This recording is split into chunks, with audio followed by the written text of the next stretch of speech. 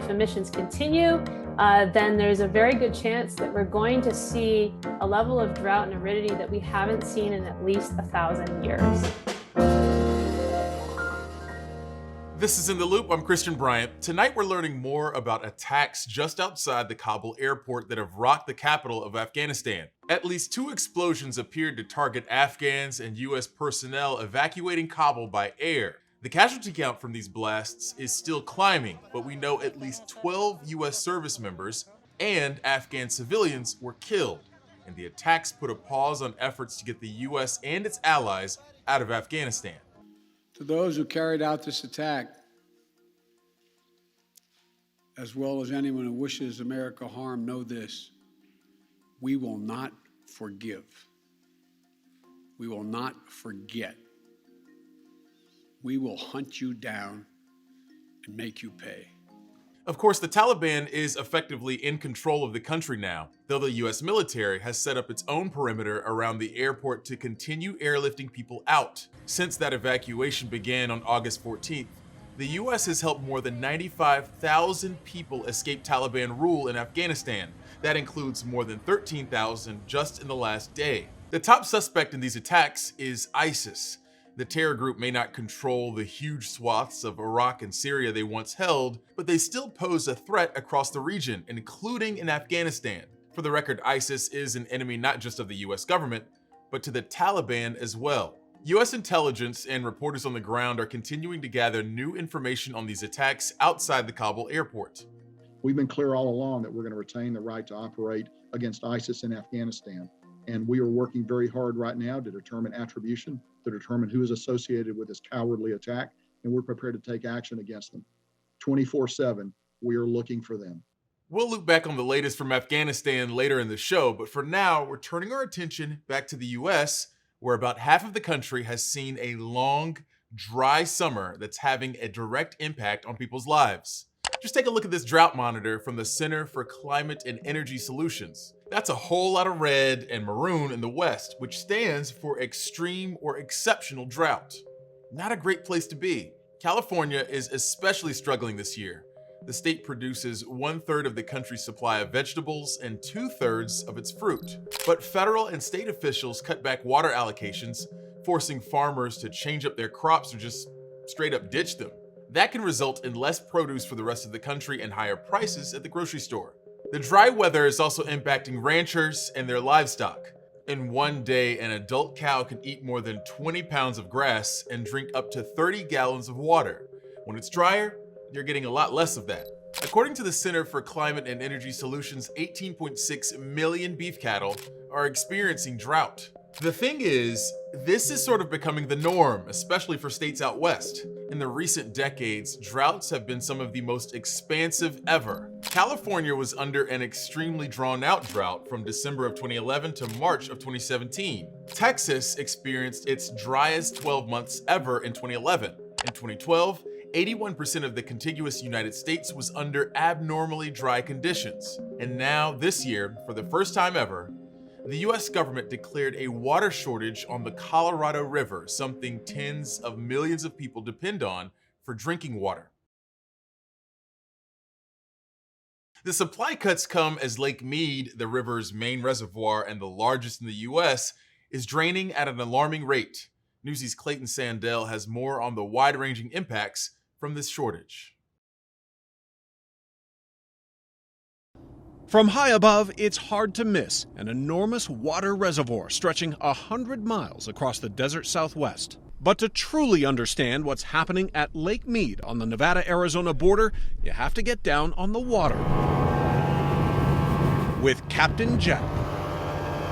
Jack Lemons has been guiding fishing trips on Lake Mead for 18 years, all that time watching the water get lower and lower. You can see where the water level was.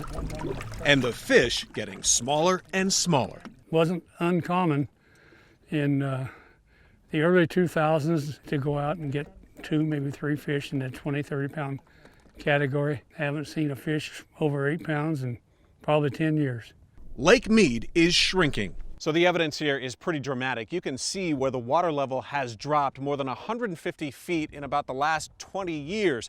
And it's left this ring all around Lake Mead, kind of like the ring around your bathtub. And by January, it's expected to drop even more to a new record low.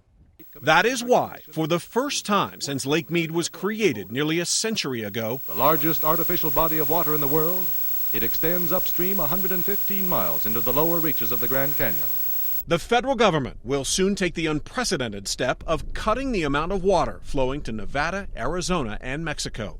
Lake Mead is fed by the mighty Colorado River, which flows more than 1,400 miles from the Rocky Mountains to the Gulf of California. 7 states and Mexico each take a share of the water. 40 million people rely on it.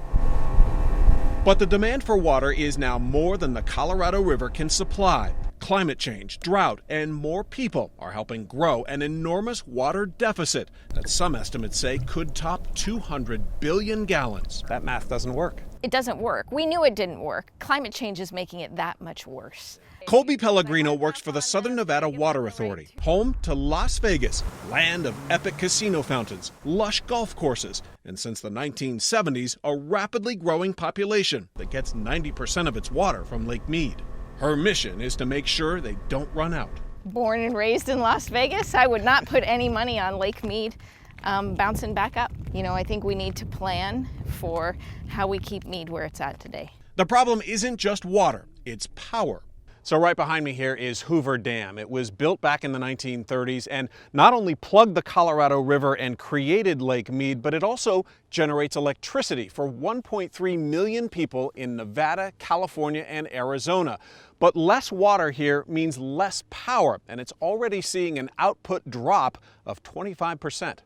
The federal water cuts mean Arizona will lose about 20% of its water allowance. Farmers like Nancy Kaywood, already hurting, will feel the biggest hit. This is our alfalfa. Check this out. Right here, see how crunchy it is? It is bone dry. Bone dry. The Kaywood farm is about an hour southeast of Phoenix. It's been around for 5 generations. But this April, the irrigation canals dried up. Crops are failing. Kaywood isn't sure how much longer they can hang on. Your family has had this farm nearly a century. Nearly a century. What would it do to you if you lost it? You know, I don't think I could drive past here anymore because reality is really sinking in here. And if the drought continues, we can't survive. Back on Lake Mead, There's no harbor left. Captain Jack says it's getting harder just to get a boat in the water. Harbors like this one are going dry and shutting down. Are you optimistic, pessimistic about the future of Lake Mead? I'm afraid that it's going away. But there is hope. A new state law is helping Las Vegas replace 4,000 acres of real grass with the fake stuff, conserving more than 9 billion gallons of water a year.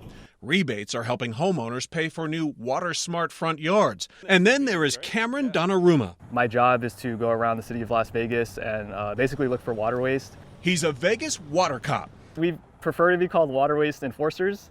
Donnarumma hits the streets to protect and conserve, finding leaks and sprinklers like these running in the middle of the day.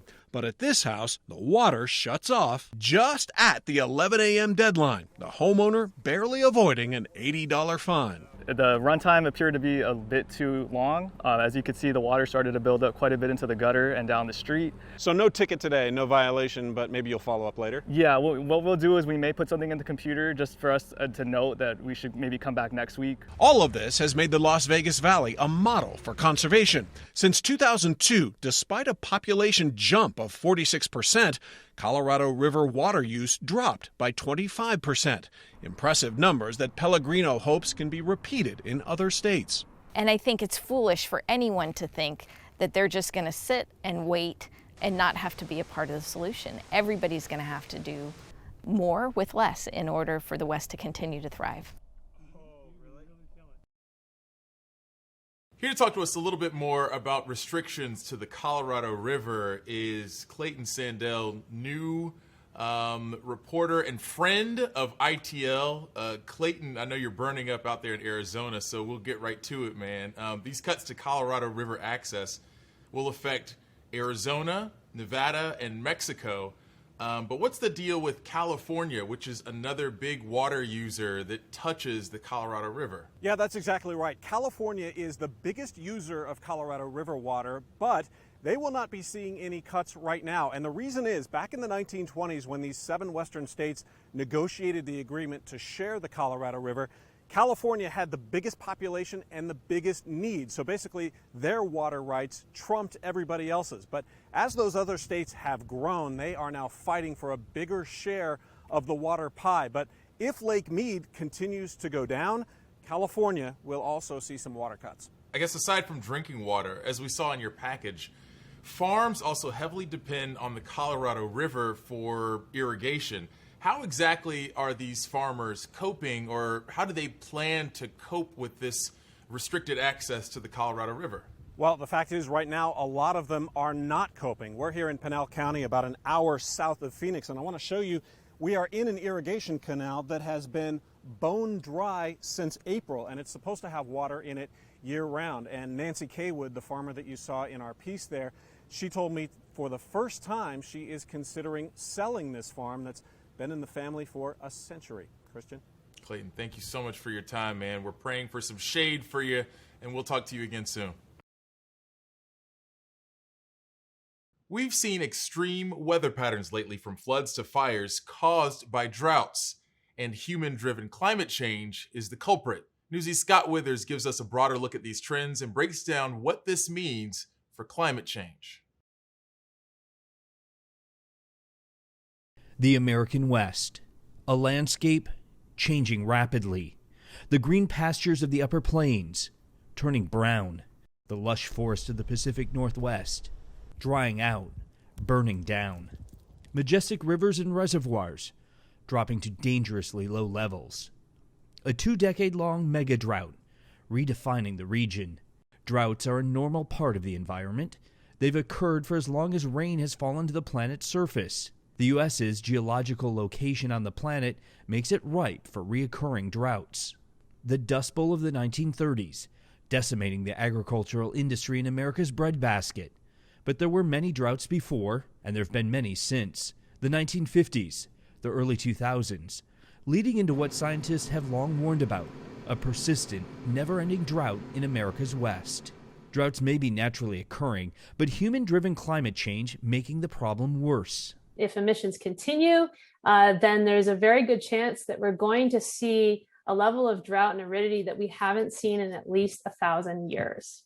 NASA's research suggesting that drought may stretch through the end of the century due to human-produced greenhouse gas emissions. As the planet's average temperature increases, the water cycle speeds up. More water evaporates from the soil and the plants. When this occurs in the west, the water vapor in the atmosphere moves, falling as more rain on the eastern part of the country, creating a tale of two countries, the west bone dry, the east overflowing with water. It's called a feedback loop in science. The dry soil and the lack of plants sends less moisture into the air, creating even less rainfall in the region, drying the soil further and killing off even more plants. The current drought, 48% of the continental U.S. drying out, 37% in severe, extreme, or exceptional drought, destroying farms. In my time farming, 25, 30 years, it's the most we've felt the effects of it. Feeding wildfires, creating power shortages as reservoirs drop at hydroelectric dams, changing how and how much longer Americans can live in the West. I'm Newsy meteorologist Scott Withers. When you're back, we'll take you to the Kabul airport, where the evacuation effort has been further complicated by a pair of explosions that killed U.S. service members and Afghan civilians.